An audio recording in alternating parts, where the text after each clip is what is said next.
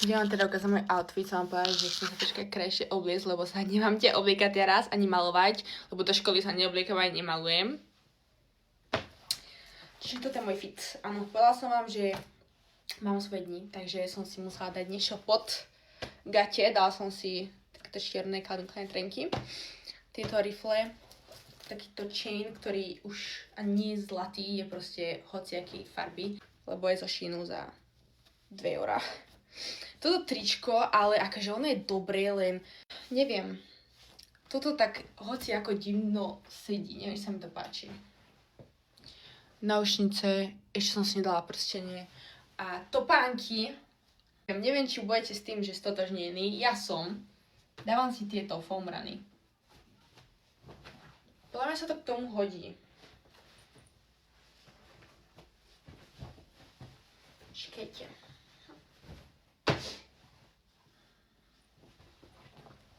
Ja si nepamätám, čo som vám ukazovala. Náušnice som vám to ukazovala, prstenie som vám neukazovala, dala som si iba 2. A navrch.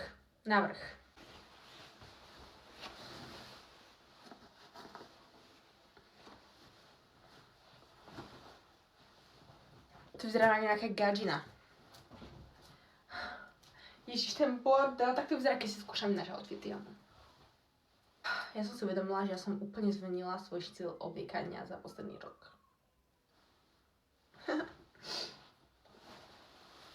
Toto je môj štýl, ale takýto štýl som veľakedy nosila.